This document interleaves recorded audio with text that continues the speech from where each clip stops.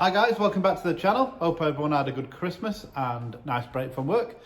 Today we're going to take a look at my Golf, which is a Mark 7R. But first, we're going to put the kettle on because it's freezing. Just like to say thanks to everyone who's subscribed up to now. I've just gone over 2,000 subscribers, which I'm over the moon about. There's just me. I'm making the videos on my iPhone and using the iMovie software. Nothing special, obviously, because you're watching the videos. But yeah, cheers. And if you haven't subscribed, please think about subscribing and give us a like and a comment. It all helps to, basically the reason why everyone asks you to do this is it kind of helps spread the channel a bit further for more people to see it. Which if that happened, that'd be great. I mean, hopefully I could reach 3,000 next year, maybe get 1,000 subscribers in a year, but who knows. But cheers anyway.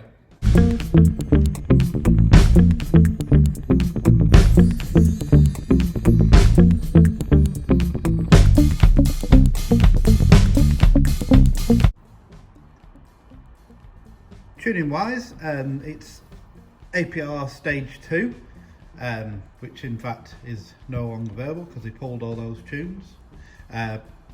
But yeah, I've had the car for just over 4 years. It's been tuned all that time. Engine mod wise, we've got the Racingline catch can system.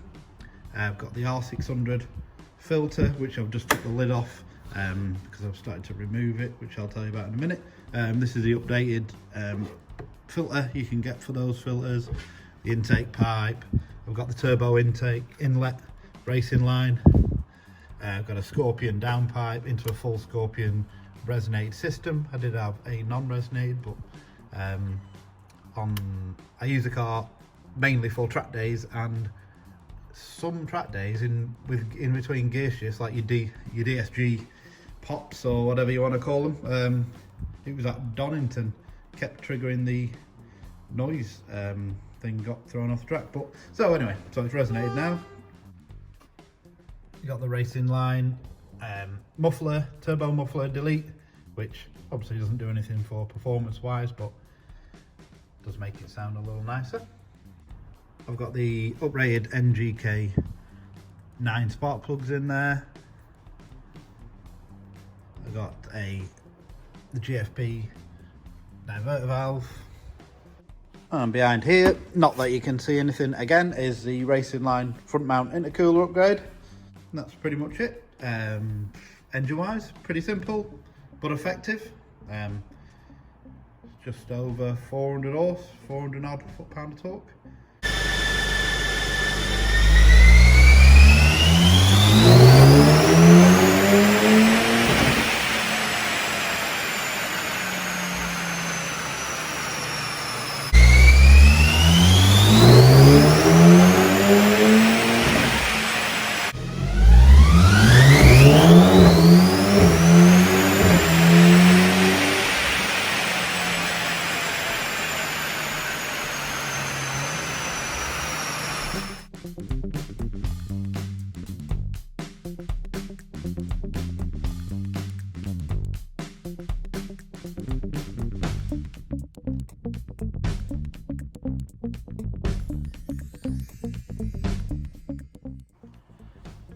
Chassis wise, I've got a Sparta big brake kit, which is absolutely awesome. I think you can just see the caliper there. I might insert a picture. Got STX coilovers, and they come with the solid top mounts. Can't really see anything. I'll see if we can insert a picture of those as well. You can see settings written on the inner wing there. So I normally wind them off for the drive home, and then so I don't forget, they're on the inner wing. I've got Super Pro anti-roll bars, Super Pro poly bushed. Obviously at the moment I've got these 1552 tarmacs on there, which are 9J. I've got the Vibram Technique rear disc conversion, larger discs, can't really see. So as you can see, plenty of Racingline hardware on the car, which, like I say, has been on there from literally within months of me purchasing the car. It was stage 2 within 24 hours of me buying the car. So made sense to me to get a Racingline stage 3 kit, which includes the turbo, software, and then as long as you've got all the other bolt-ons for stage 2 already, you're pretty much set to go. Let's have a look at the turbo. Now, get out the box. You get a couple of other little bits we'll come to in a sec. So, here's the turbo. It's a hybrid turbo, which basically is a factory turbo which has been modified. So it just fits everything on your car already. That's for the people who don't know. Modified inside with larger internals. Take a look in there. That's your compressor wheel. This is where your turbo intake pipe clips on this side. That's where your muffler delete or muffler goes, if you got one. This is your exhaust side. There's your turbine wheel in there, which is also modified. So basically this turbo and kit will basically yield around 480 horsepower and around about, I think it's 420 foot-pound of torque, which for me would be great. The car is great on track. I didn't want to push the car too far. I mean, there's plenty of these running a lot more power than this, but I want to keep the reliability. I can say that, reliability. Hopefully of the car, so not push it too far, but then that extra poke in higher up in the rev range, I think it'll be a lot more, even more fun on track. Let's take a look at all the little bits. Pull this down. What have we got in here? Oh, muffler delete. You get a silver one. See if we can open this.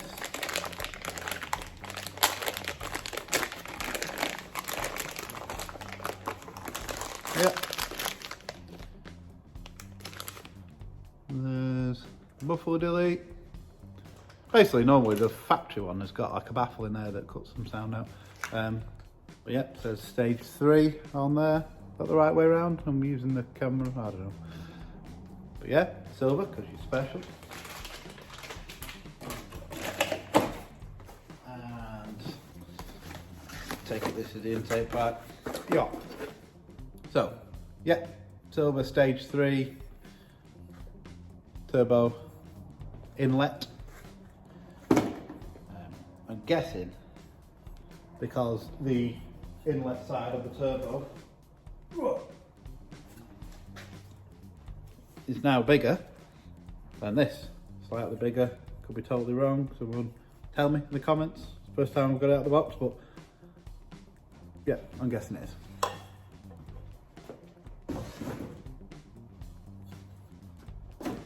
Yeah, so I'm making this video to kind of document me going from stage 2 to stage 3. I'll also cover fitting the turbo in the next video, and then the differences, once I've done it, because I've had the car for quite a while, know how it handles on the track.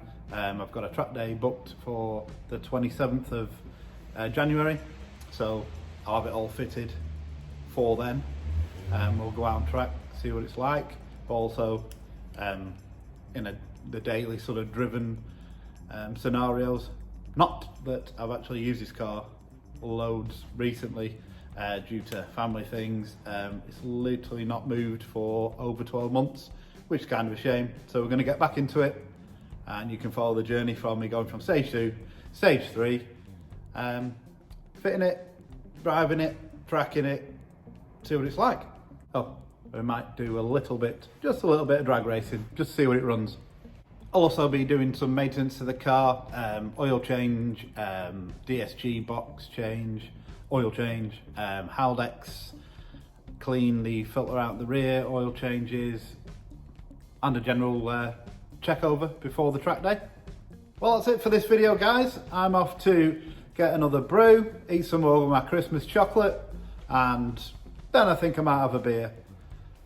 I hope everyone has a great new year, and I'll see you later. I earned a whopping £27 from YouTube last month and bought this £15 windscreen mount for my phone from Amazon. So if you'd like to help me buy more expensive equipment to record my videos, please subscribe to my channel. That would be lovely. Look at that.